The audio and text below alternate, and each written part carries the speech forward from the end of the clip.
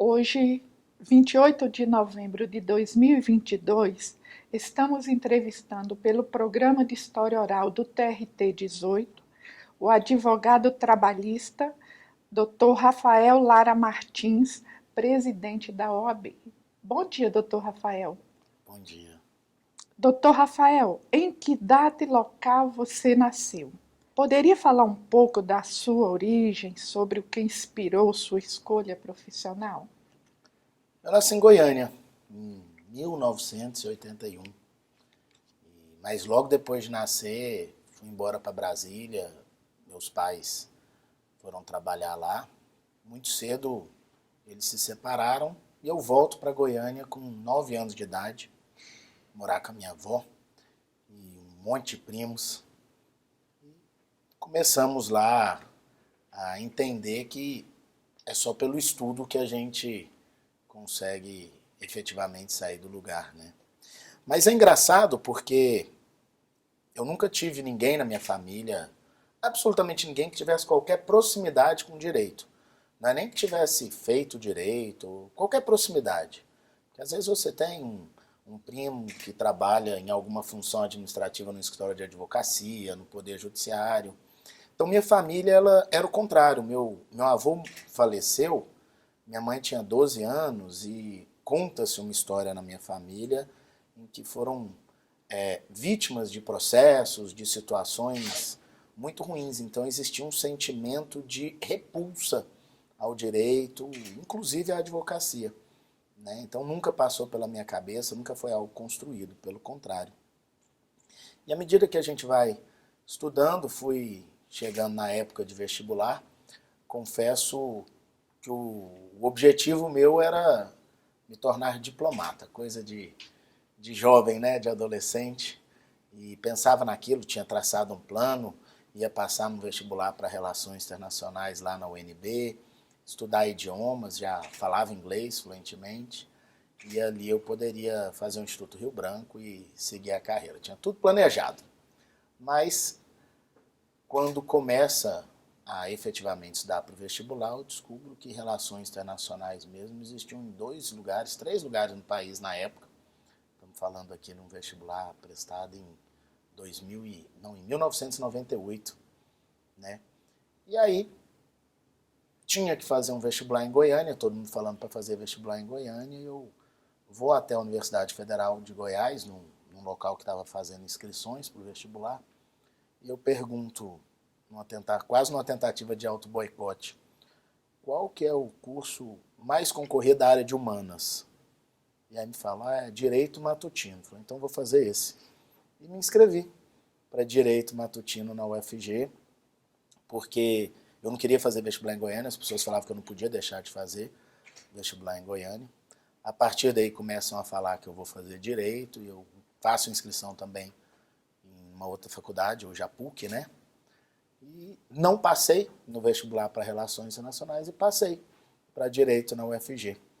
E naquele momento eu cheguei a pensar em não cursar, literalmente coisa de adolescente mesmo.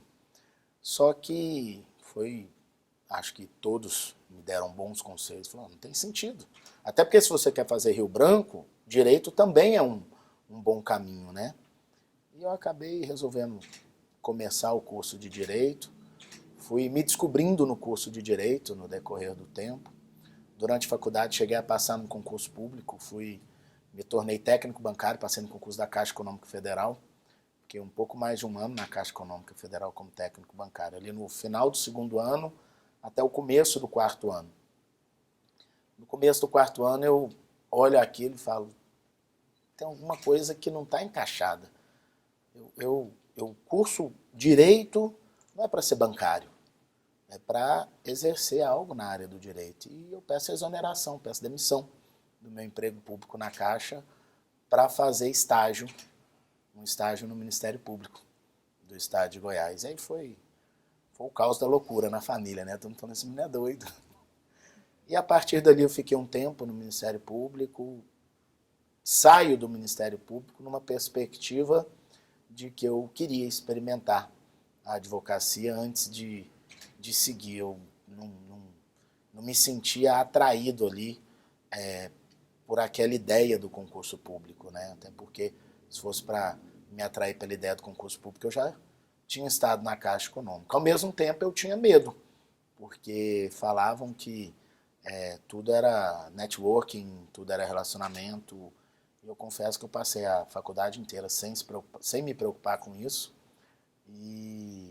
Mas resolvi experimentar a advocacia. Eu e um colega de sala, o Daniel, abrimos um escritório e nos demos aí um prazo de 2 anos para conseguir nos adaptar, sob pena de fazer concurso público. Aí várias coisas aconteceram E por que nesse é meio caminho. trabalhista? Pois é, começo a trabalhar e eu costumo dizer, falo isso muito para os alunos, falo para os advogados em início de carreira, que salvo algumas exceções de quem já tem um caminho, a gente não escolhe a área, é a área que escolhe a gente. Tem uma coisa que pouca gente sabe, quando eu saio da Caixa Econômica, por isso que eu contei essa história e começo a advogar, uma das empresas que terceirizava empregados para a Caixa, ela quebra. E aí todo mundo que trabalhava na Caixa tinha que propor uma reclamação trabalhista contra a Caixa, aquela empresa. Como eu era funcionário da agência, tinha estado lá um pouco e sempre mantive a amizade, era perto da minha casa, e aí todo esse pessoal me procurou na época, né? Então eu comecei ali a advocacia trabalhista por causa disso. Só que no início da minha carreira eu fazia tudo, Arione. Eu não tinha... Aliás, acho que como todo advogado em início de carreira, sem perspectiva, fazia criminal, trabalhista, família. Minha principal ação no início de carreira era anular a multa de trânsito. E a multa de trânsito, vocês sabem como é que é, né? Não é muito rentável. Uma multa de trânsito custa R$100, é 10 para começar e 10 no final. Então é muito difícil. Mas eu enxergava aquilo tudo como oportunidades. E passei muitos anos fazendo absolutamente tudo, mas o trabalhista ele me procurava e eu me dava bem. Em Direito Material do Trabalho, fui aluno do Fabiano Coelho, na faculdade, um grande magistrado. Em Processo de Trabalho, fui aluno do Enio Galarza, também, que tem uma grande história na justiça e na advocacia trabalhista aqui no estado de Goiás. Então, fui muito iluminado pela sorte de ter 2 professores que eram apaixonados verdadeiramente pelo direito do trabalho. E aí o tempo foi passando e eu nunca me assumi advogado trabalhista. Engraçado, né? Mas, com o tempo, 3 coisas aconteceram. Primeiro, eu estava lá no começo da minha advocacia, eu andava pelos corredores e a Justiça do Trabalho era recortada nesse tempo ainda, 2004, 2005, 2006.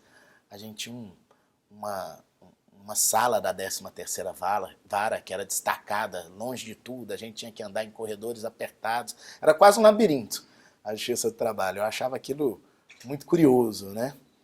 E eu sempre passava por uma porta que estava sempre fechada, escrito Associação Goiana dos Advogados Trabalhistas, AGATRA. Um dia eu olho assim e falo, não, já que eu estou aqui no Justiça do Trabalho advogando, eu tenho que fazer parte dessa associação. Eu sempre fui muito do coletivo, do associativismo, fui representante de sala, fui comissão de formatura, fui centro acadêmico, então gosto muito disso.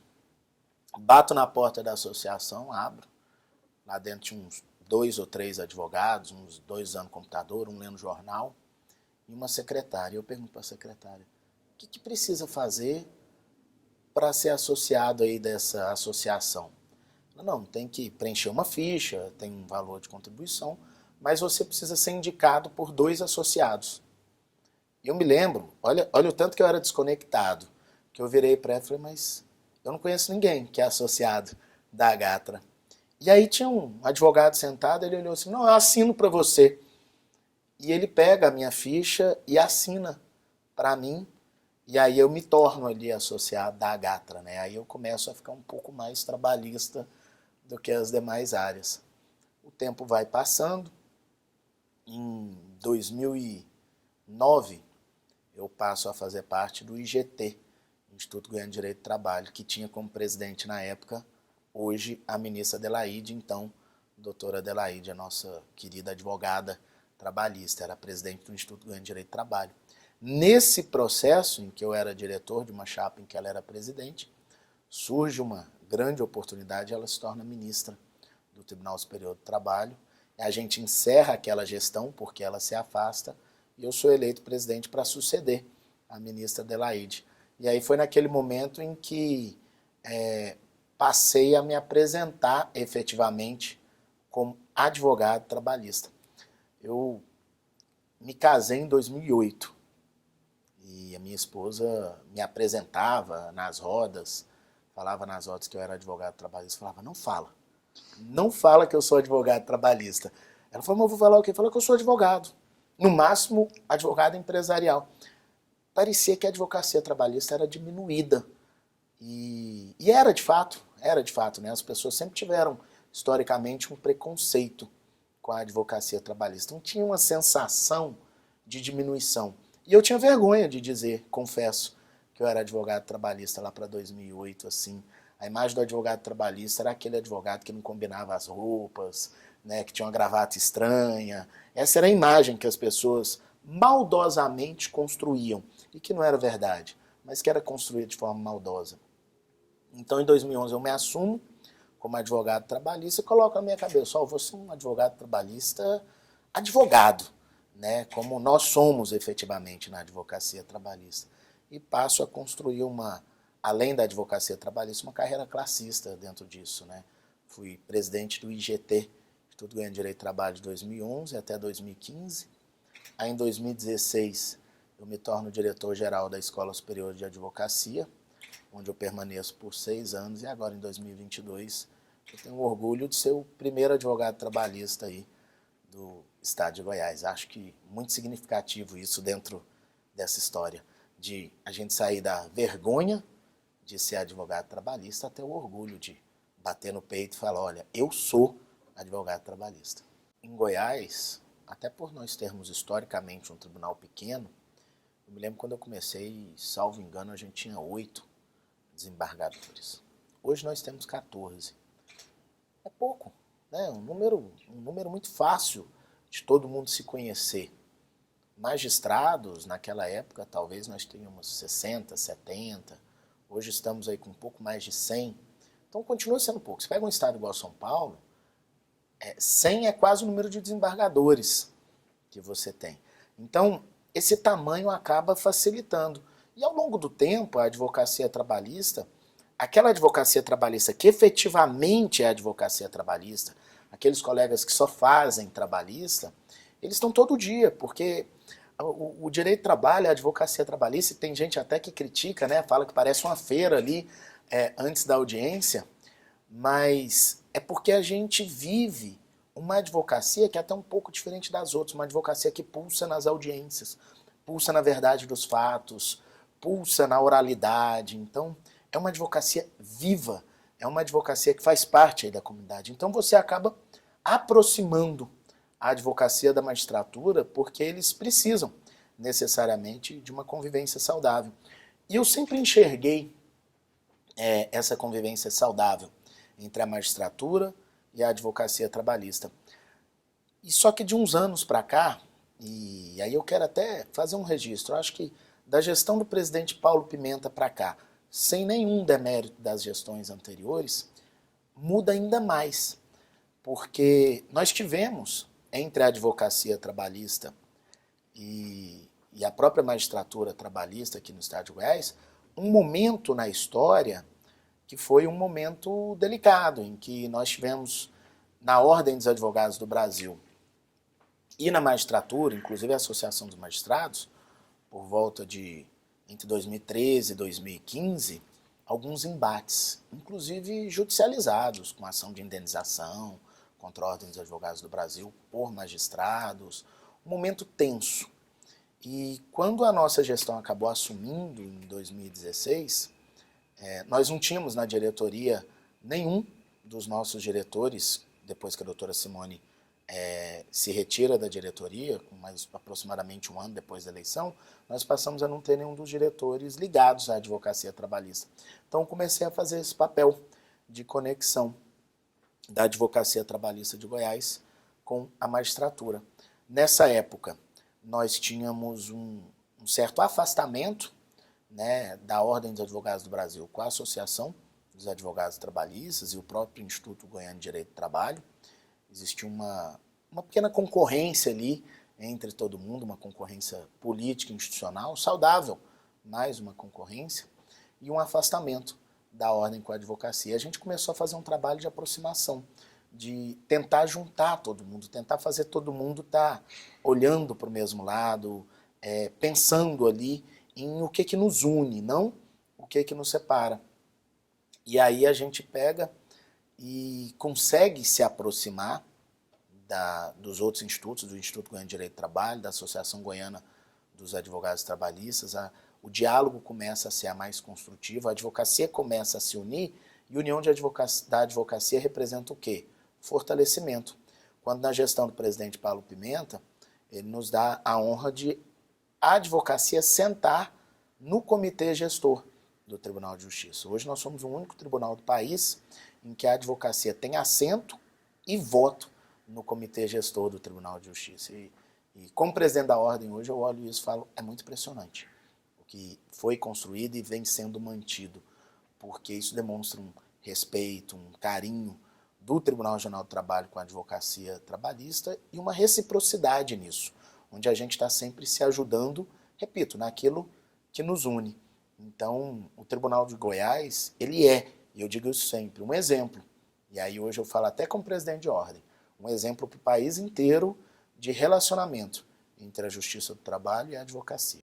Olha, em 2016 para 2017, entre tantos outros momentos na história, a Justiça do Trabalho teve um ápice de tentativa de discurso de acabar com a Justiça do Trabalho. Eu me lembro disso como se fosse hoje. E eu confesso que eu nunca acreditei naquilo, mas eu percebi muita gente preocupada, né? E aí vem a reforma trabalhista como um resultado daquele discurso e impacta no número de reclamações de forma absurda naquela época. Reforma trabalhista que, sob a ótica do empregador, foi muito interessante, mas sob a ótica ali, talvez, dos trabalhadores e da grande maioria da advocacia trabalhista, foi um impacto muito significativo. Então eu acho que o maior desafio que a Justiça do Trabalho teve foi viver aí esse período 2016 até 2018, numa perspectiva do e agora? O que vai acontecer? De repente, no ano em que a gente começa, 2 anos depois da reforma, começa a causar aqueles impactos, porque uma alteração de lei trabalhista ela não causa impacto imediato. Você altera uma legislação, você precisa que os trabalhadores vivam aquele período, os contratos se rescindam e aí venham as reclamações trabalhistas. Então demora 2, 3, 4, 5 anos para ter efeitos no Poder Judiciário de alterações de legislação. Quem primeiro sente uma alteração de legislação é advogado, é contador, é profissional de RH, não é a Justiça do Trabalho. A Justiça do Trabalho demora um tempo para sentir o efeito. E bem quando esse efeito ia chegar na Justiça do Trabalho, de repente entra uma pandemia mundial que vira tudo de cabeça para baixo. Então, naquele momento em que a Justiça do Trabalho estava desacreditada do ponto de vista de direito trabalhista e fortalecimento, a pandemia prova para o Brasil e para o mundo o quanto o direito do trabalho é importante.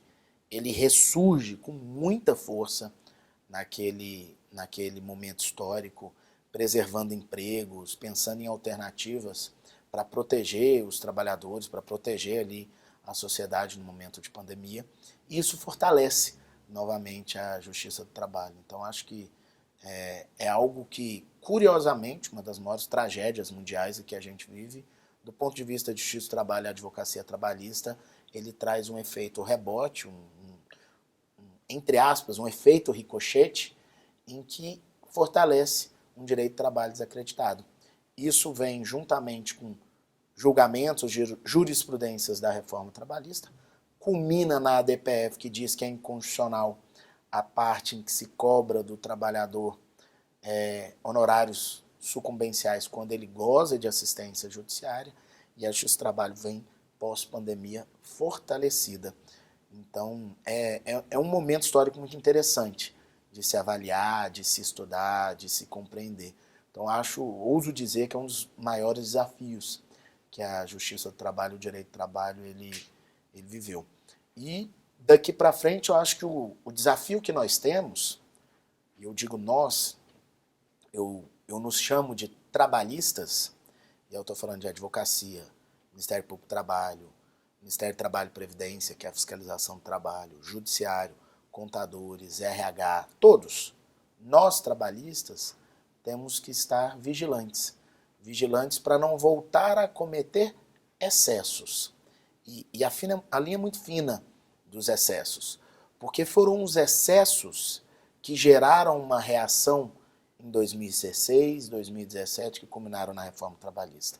Aqueles excessos é que a gente não pode voltar a cometer, para a gente ter um equilíbrio das relações, protegendo o trabalhador como ele deve ser protegido, mas respeitando a livre iniciativa, respeitando o empreendedor, respeitando o incentivo econômico de investimento no país. O Tribunal Regional do Trabalho em Goiás, ele é um tribunal muito dedicado, tanto é que ano após ano ele vem sendo premiado repetidamente em razão dessa dedicação. E eu não estou falando apenas de eficiência, de velocidade de julgamento, mas de uma forma ampla de dedicação. E eu acredito que o crescimento da Justiça do Trabalho ela é uma consequência dessa dedicação em que os presidentes do tribunal, as corregedorias, as gestões, ano após ano, imprimem. Nós temos uma cultura de eficiência da Justiça do Trabalho aqui em Goiás. É claro que quando a gente enfrenta os julgamentos, a gente ainda tem, como tem no Brasil inteiro, um problema do direito do trabalho, a verdade é essa. Ainda tem extremos nas interpretações jurídicas de alguns pontos, o que é ruim. O que é ruim aqui, independente do ponto de vista de proteção de trabalhador ou de ponto de vista do empregador. O excesso de proteção, para qualquer lado, ele vai ser sempre ruim. Então nós precisamos, no direito, não é na Justiça do Trabalho, mas no direito do trabalho, buscar uma segurança jurídica cada vez maior. E aí a gente acaba, nesse cenário, percebendo que a Justiça do Trabalho em Goiás ela tem um compromisso com a sociedade, com a advocacia, e acaba se tornando, de forma muito efetiva, uma referência. O que tem acontecido agora, numa história recente, e esse é um ponto muito negativo, e a gente está vivendo isso, é que a tecnologia que chega para facilitar, a tecnologia que chega para aproximar, a tecnologia que chega como ferramenta importante de aproximação e de inclusão judicial, especialmente daqueles mais afastados, tem gerado um sentimento de desnecessidade de presença física da Justiça do Trabalho em algumas cidades. E a gente observa em alguns estados do país, e isso, vez ou outra, começa a aparecer como um flerte na Justiça do Trabalho aqui em Goiás, a retirada de comarcas das cidades. E acho que isso é muito negativo, sob absolutamente todos os aspectos. É negativo sobre a ideia de você não poder virtualizar a Justiça do Trabalho, você não poder transformar a Justiça em uma tela de computador. Senão daqui a pouquinho a gente vai estar começando a falar, inclusive, da substituição dos juízes, dos próprios advogados, por inteligência artificial. E a Justiça do Trabalho ela não pode ser distante, fria da conexão do mundo real para julgar. Há de se ter a sensibilidade, há de se ter aquela proximidade, há de se ter a nossa humanidade nos julgamentos. Então, a tecnologia que vem para servir, mas que vem também como ameaça. Advogado trabalhista é expert em desafio, né? Ao redor dos tempos, eu costumo dizer que não existe um dia de paz para a advocacia trabalhista. E a gente vive uma advocacia, e é tão interessante, nós estamos vivendo hoje, enquanto a gente está fazendo essa entrevista aqui para esse programa de guardar a memória da Justiça do Trabalho, é importante a gente ter essa contextualização. A gente está vivendo hoje um momento político muito delicado no Brasil, em que a gente vem, desde há 4 ou 6 anos, uma mudança de perfil governamental, um perfil governamental mais à direita, mais pró-empregador, e agora com uma eleição do presidente Lula, que é um presidente do Partido dos Trabalhadores, que volta uma visão de proteção ao direito do trabalho, aos trabalhadores. E por que é muito delicado isso? Porque a população está muito dividida, está muito polarizada. Uma eleição decidida ali em pouquíssima diferença percentual acirra esses ânimos. E o direito do trabalho, ele é um direito essencialmente politizado. Por que ele é um direito politizado? Porque falar em direito do trabalho é falar em formato do Estado. Eu quero um Estado mais intervencionista, mais liberal, portanto com menos direitos trabalhistas, menos intervenção, ou eu quero um direito de trabalho mais protetivo, que abraça mais aquela relação e permite menos às partes estabelecerem, negociarem, criarem a situação entre elas. Independente do que é certo e do que é errado, e sem tomar partido nisso, a verdade é, todas as vezes que a gente tem uma mudança de perfil do governo federal, do legislativo a respeito disso, nós temos impacto na advocacia trabalhista. E esse talvez seja o maior desafio da advocacia trabalhista. Nós temos uma advocacia trabalhista que demanda uma atualização absolutamente constante. Talvez isso, ao longo dos últimos anos, e não é só na reforma trabalhista, a gente vive alterações significativas no direito do trabalho desde a Constituição Federal, pelo menos a cada 5 anos, alguma grande tentativa de reforma.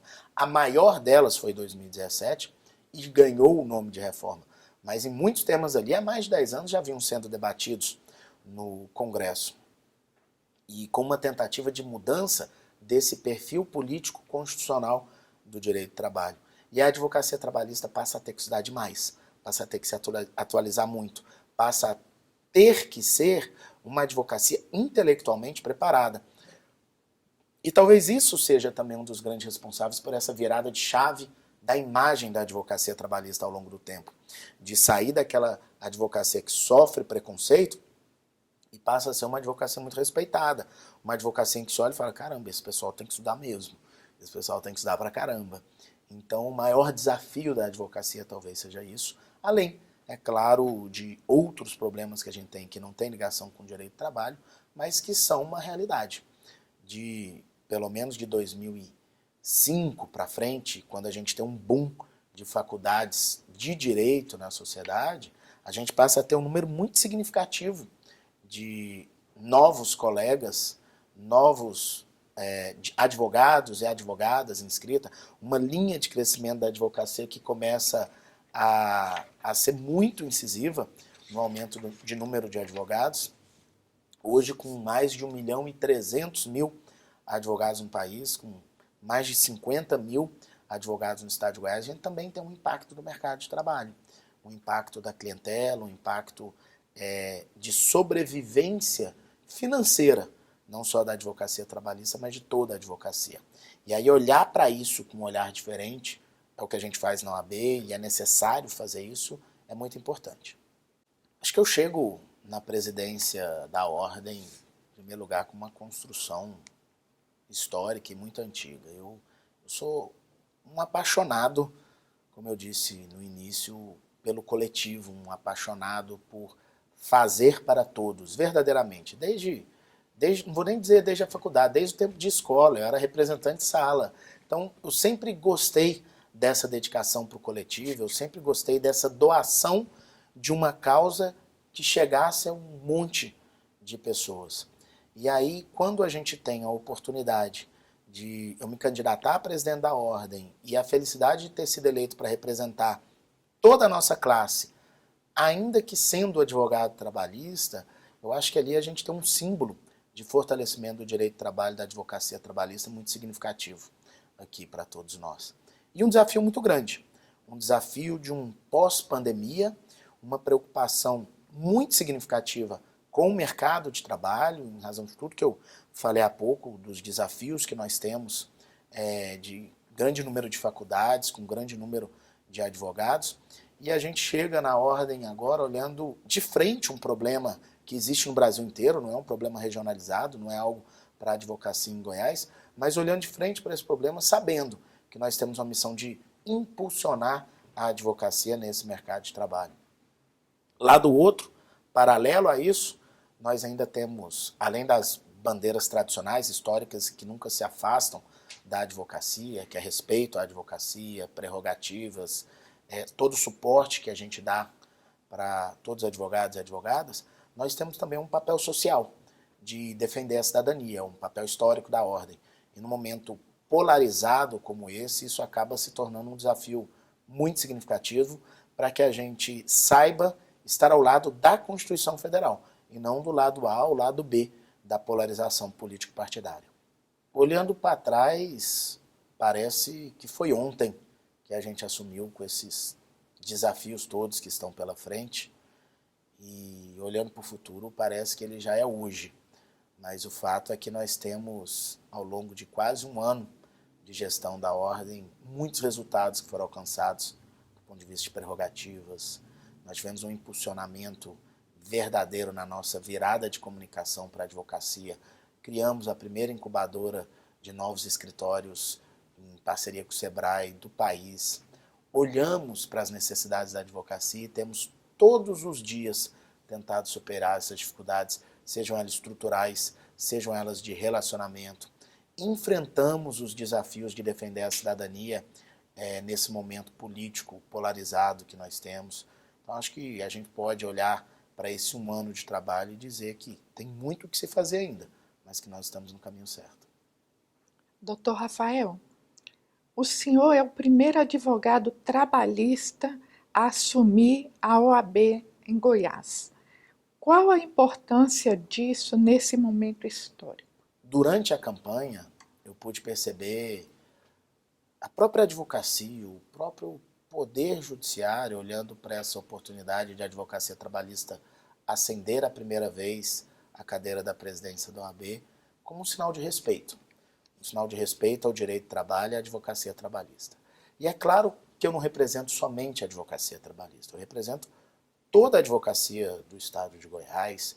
Eu tenho que estar muito ao lado de advocacias que são muito contestadas a todo momento, como a advocacia criminalista, a advocacia previdenciarista, outras que sofrem tanto com problemas de morosidade no judiciário, como a advocacia familiarista, a advocacia consumerista. Então a gente tem que ter esse olhar delicado para toda a advocacia, para a gente ter a sensibilidade completa. Mas o símbolo da advocacia trabalhista, tão menosprezada por décadas, chegar à presidência da ordem aqui em Goiás é um símbolo de reconhecimento da importância do nosso direito de trabalho. Eu chego à presidência da OAB fazendo um doutorado, com aulas, com uma família que, necessariamente, como todas as famílias, mas com filhos de uma idade. Meu filho Daniel tem 10 anos, minha filha Júlia tem 12, que precisam de uma atenção e dedicação. E como fazer isso tudo ao mesmo tempo é o que tanta gente acaba se perguntando. E eu costumo dizer que, primeiro, não existe receita de bolo, cada um vai encontrar na sua gestão de tempo uma forma de construir isso, mas eu costumo dizer que você precisa aprender algumas coisas para conseguir fazer. Primeiro, estabelecer prioridades, né? A título de exemplo, quando eu conheci minha esposa, eu almoçava fora de casa todos os dias.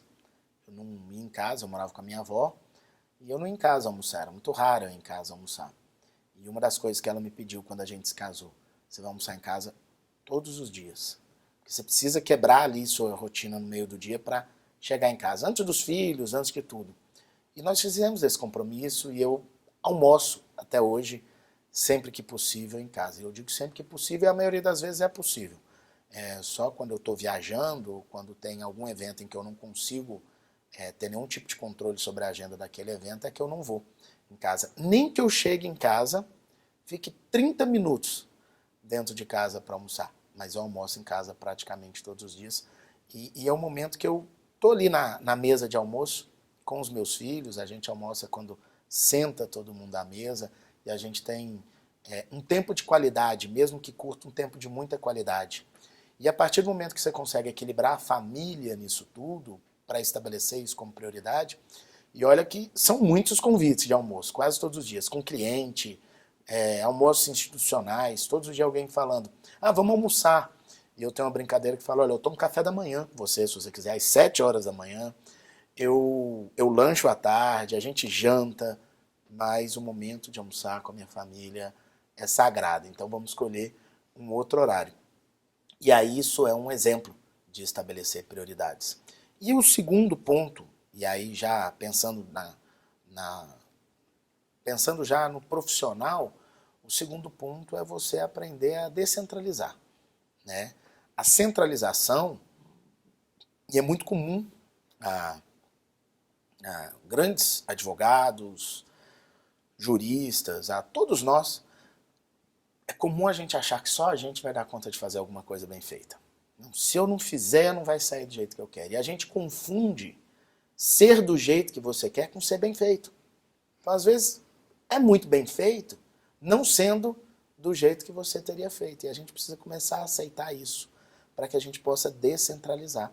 Hoje, na presidência da Ordem, eu tenho um mote de descentralização que é muito verdadeiro, é muito presente, de permitir e incentivar que cada um em sua área faça tudo que precisa ser feito. Não cabe a ninguém querer estar em todos os momentos ao mesmo tempo, mas cabe a um líder você estimular quem tem energia e vontade de fazer acontecer, que faça acontecer. Olha, eu trabalhei com educação da advocacia de 2011 a 2021. Por 10 anos, eu acho que eu tenho a alegria de ter exercido um papel aqui no Estado de Goiás muito importante de incentivo a toda a advocacia a estudar. E aí, de uma forma muito especial, por ser a minha advocacia, a advocacia trabalhista. De 2011 a 2015, com o Instituto Goiano de Direito do Trabalho, realizando congressos, cursos, incentivando exclusivamente a advocacia trabalhista naquele momento. E de 2016 a 2021, por 6 anos, como diretor-geral da Escola Superior de Advocacia. E ali, naquele momento, como diretor da escola, eu percebi a necessidade de incentivar, fomentar o estudo e a qualificação, que é algo já tradicional para a advocacia, mas em todos os lugares desse estado. Nós chegamos pela primeira vez uma gestão em absolutamente todas as subseções do estado de Goiás, passamos pela reforma do Código de Processo Civil, passamos por uma mudança no Código de Ética da advocacia, passamos por uma reforma trabalhista, então a necessidade de atuação era pulsante. E a gente passou, dentro desse cenário de direção-geral da Escola Superior de Advocacia, a nos preocupar com informações em tempo real e cursos em tempo real. Eu enxergava como papel da escola de advocacia a necessidade de ser o primeiro a oferecer um curso quando a gente tinha uma mudança de lei. Pelo que eu disse há pouco, quando muda uma lei, o último lugar que vai sentir o efeito dessa lei, salvo uma lei processual, mas as leis de direito material, de convivência, o último lugar que vai sofrer a consequência dessa lei é o Poder Judiciário. Porque isso tem que viver, gerar efeito na sociedade, gerar litígio e chegar no Poder Judiciário. O processo tem que correr e chegar no momento de julgamento. A advocacia não. No dia que é promulgada uma lei, no dia seguinte tem alguém consultando um advogado sobre o que fazer a respeito daquela lei. Por isso é importante da advocacia ser a primeira a se atualizar, estar sempre pronto, sempre atenta. Qual a importância do quinto constitucional na magistratura? O quinto constitucional, ele existe historicamente com um objetivo muito claro: oxigenar o Poder Judiciário. E aí nós temos uma oxigenação destinada, em sua metade, ao Ministério Público e em sua metade à advocacia. Por isso que a cada 5 cadeiras em um tribunal, uma é destinada ao quinto constitucional. E a história tem nos mostrado que esse papel de oxigenação, esse papel de realmente se efetivar na justiça, seja ela do trabalho ou qualquer outra justiça, uma visão diferente, uma visão de quem estava do outro lado do balcão, ela é importante.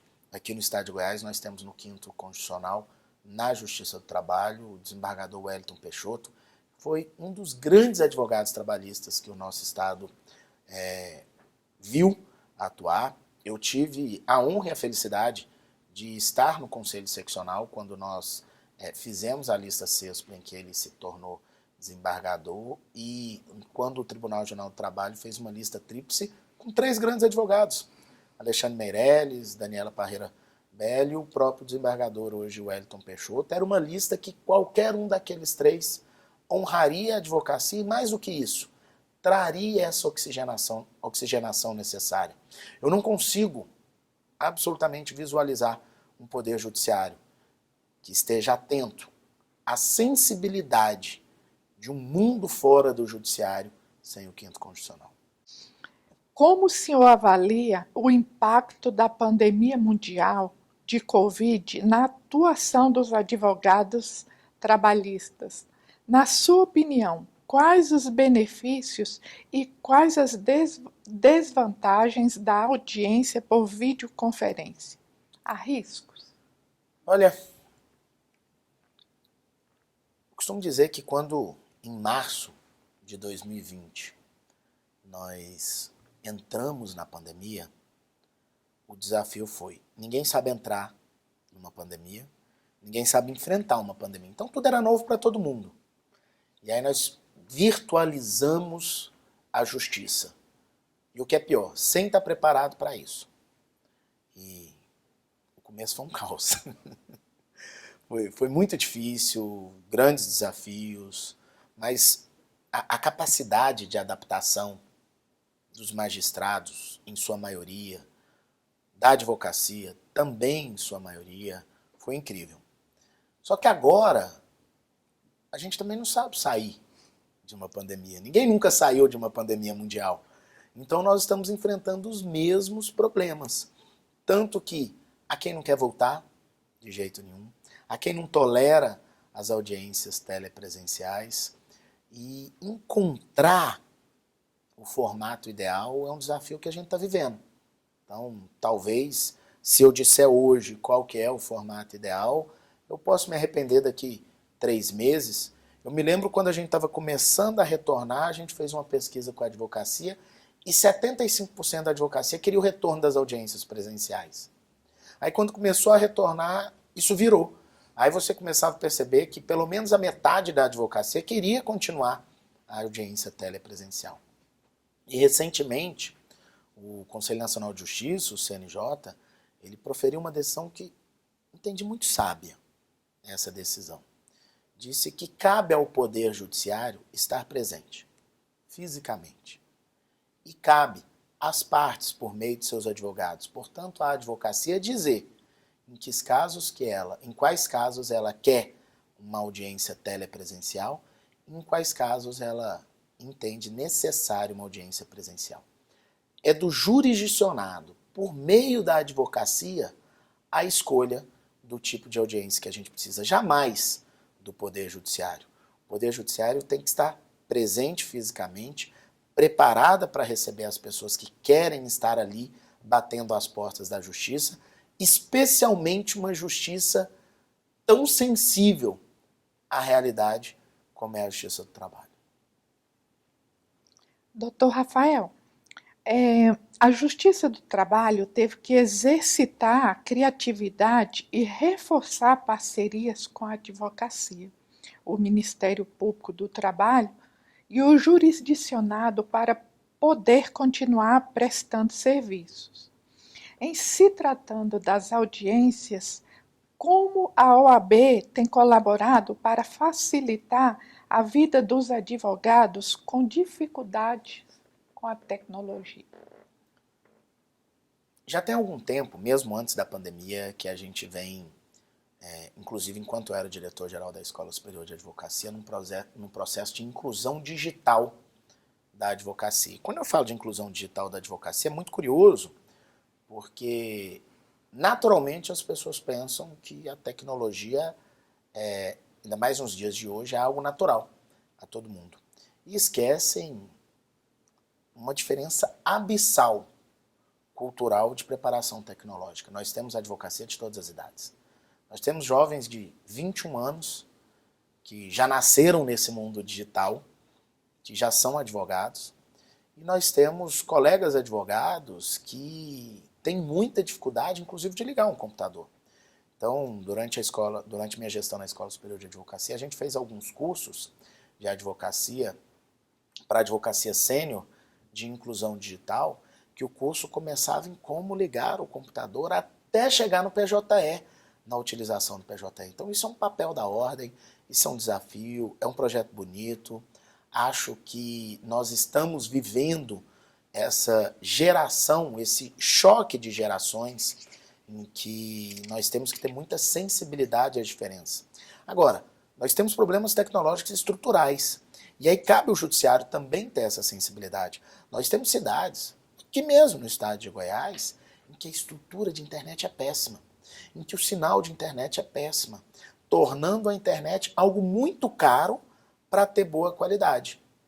E a própria estrutura da UAB no estado de Goiás, ela tem mudado. Hoje, nós temos pensado em estruturas que sirvam ali como uma espécie de escritório compartilhado, para o colega advogado que tiver problema com a sua estrutura tecnológica, poder utilizar ali, na ordem, na advocacia, no exercício da advocacia, a estrutura da sede da OAB em sua cidade. Acho que esse é um desafio para todos nós. Poder Judiciário com sensibilidade, a OAB com ações efetivas e concretas, e a sociedade toda caminhando, porque tecnologia é um caminho sem volta. Nós tivemos um impacto na vida de milhões e milhões de pessoas com as mortes. Esse é, sem dúvida, o maior impacto da pandemia, o grande número de mortes, famílias desoladas, pessoas que tinham uma perspectiva saudável. Se a gente for pensar em impactos na pandemia, a gente tem aqui no nosso estado um exemplo de impacto político muito significativo, com o falecimento do prefeito eleito de Covid, e isso muda a história de uma capital do estado. Na advocacia, o maior impacto da pandemia é o acelerador do tempo que ela foi, nos catapultar de repente para daqui 10 anos sem estar preparado para isso, que é o tempo que eu estimo que a gente levaria para chegar no momento tecnológico que a gente teve hoje. Então são muitos impactos, a depender de que ótica que a gente enxerga. Na sua opinião, qual o momento mais desafiador da sua carreira? Quando a gente fala em momento desafiador da carreira, é verdadeiramente impossível a gente escolher um ápice, né? Porque começar foi muito difícil. A advocacia no início de carreira, ela sofre muito. Sofre com preconceito, sofre com falta de clientes, sofre com falta de reconhecimento econômico do seu trabalho. É muito difícil de verdade. Eu vivi isso de muito perto. Eu passei 6 anos na advocacia, vez ou outra, me questionando se esse era o caminho mesmo. Meus amigos, meus colegas de faculdade falavam: Rafael, vai estudar para concurso, vai buscar uma estabilidade, você não nasceu para isso, a coisa ela é muito de relacionamento, você não construiu isso ao longo da vida, você não tem ninguém para te impulsionar nesse momento da carreira, e o concurso é algo tão real, tão factível, tão mais próximo, tão mais prático. Mas eu era teimosa, né? E por 6 anos eu me questionava, será que o caminho é esse mesmo? Porque é o tempo que eu demorei a começar a ter retorno econômico, né? Eu me formei em 2003 e quando eu me casei em 2008, minha esposa ganhava muito mais que eu, mais que o dobro do que eu ganhava, e eu até brinco que ela tinha que acreditar muito no meu potencial, né? Porque um jovem sonhador e sem dinheiro, a verdade é essa. E aí, em 2009, 6 anos depois, começou a melhorar financeiramente, eu comecei a ver um retorno saudável, econômico da advocacia. Então, esse momento de início de carreira, sem dúvida, é um dos momentos mais difíceis. Só que, eu costumo dizer que toda fase da sua carreira tem momentos desafiadores, momentos difíceis. Chegar, permanecer, ir além, é sempre um desafio. E, sem dúvida nenhuma, hoje, estar presidente da ordem é com certeza o maior desafio que eu tenho com o meu compromisso com a advocacia. É o maior desafio que eu tenho com toda a minha classe, com toda a minha profissão. Independente da minha carreira, a carreira de todos nós. E isso acaba tornando esse momento que eu estou vivendo o momento mais especial dessa carreira. Todas as vezes que a gente vai fazer entrega de carteiras na ordem aos novos advogados e advogadas do estado de Goiás, eu deixo para eles 3 conselhos que são atemporais. Provavelmente os 3 conselhos que eu deveria ter ouvido em 2003, quando eu peguei minha carteira. Os 3 conselhos que aqui no final de 2022 eu deixo e que muito provavelmente vão servir lá para 2040, se alguém um dia for pensar nisso. Em primeiro lugar, estude. Estude muito, estude mais que todo mundo. Porque é só o estudo que diferencia um advogado do outro, mais nada. Eu costumo dizer, entre numa sala de audiência sendo quem mais conhece o processo, os documentos daquela sala de audiência. Entre numa reunião sendo quem mais conhece o direito que vai ser debatido naquela reunião. Proponha uma ação ou defenda uma ação sendo quem mais estudou para aquilo. É só o estudo que nos diferencia. Então esse é o primeiro conselho. Segundo conselho, resiliência. Nada acontece da noite para o dia. Vai demorar. Uns mais do que os 6 anos que eu demorei. Outros menos do que os 6 anos que eu demorei. Mas não existe receita de bolo. Não adianta pegar alguém que fez alguma coisa e repetir exatamente o que foi feito, que não vai necessariamente dar certo. A gente tem que se identificar, tem que encontrar o nosso diferencial, a nossa história, a nossa forma de fazer e não deixar de ter foco. E para isso é resiliência. Eu vejo muitos colegas advogados reclamando que 10 anos depois eles não fizeram com que sua carreira se tornasse o que eles gostariam. Só que a hora que a gente olha para trás, ele teve 2 anos de foco, e aí ele estuda para um concurso, aí 1 ano depois ele volta para a advocacia. Quando ele volta para a advocacia depois dessa quebra, o tempo para trás não conta. Você zerou aquela fatura. Então a resiliência ela é muito importante nesse momento. E o terceiro conselho que eu deixo é ser ético. Absurdamente ético. A advocacia ela proporciona que nos apresentem caminhos mais fáceis, atalhos, mas eu digo com toda certeza e sinceridade, não vale a pena. Porque muito mais de onde nós vamos chegar, a gente tem que ter orgulho da caminhada para chegar lá. Daqui 5, 10, 15, 20 anos que esse jovem advogado tiver com sua carreira consolidada, ele tem que olhar para trás e ter orgulho de sua carreira. Ele tem que ter a certeza de que, se todas as escolhas dele vierem à tona, que ele não vai se envergonhar delas. Então é isso, eu acho que estudo, resiliência e ética. E o restante, eu acho que o tempo em que alguém for assistir ou ouvir esses conselhos vai complementar. Acho que a gente tem sempre que olhar para o futuro, né? Hoje eu vivo a cada momento, a cada ano, com a vontade de realizar aquilo que eu estou efetivamente fazendo.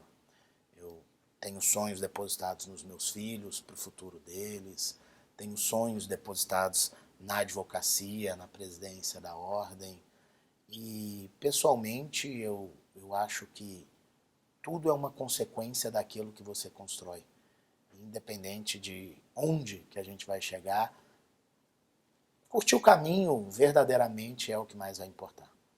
Quem é Dr. Rafael Lara Martins, na opinião de Rafael Lara Martins? Quem é o Dr. Rafael Lara Martins, na opinião do Rafael Lara Martins? Lá no meu Instagram eu descrevo como marido da Dani, pai da Júlia e do Daniel. Não necessariamente nessa ordem. Porque eu acho que no fim é isso que importa. Mas o doutor Rafael Lara Martins, e a história de doutor é uma coisa engraçada, porque eu nunca fiz questão de ser chamado de doutor, mas acho importante para a advocacia e tudo.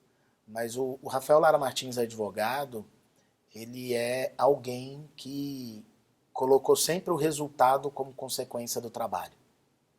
Acho que o grande segredo foi esse. Eu nunca coloquei ganhar dinheiro antes do que eu ia fazer. Eu sempre coloquei o que eu ia fazer e a consequência econômica ela ia vir. Eu acreditei e acredito muito nisso, né? Teve um momento da minha vida em que minha esposa ainda brincava assim: o Rafael não gosta de dinheiro.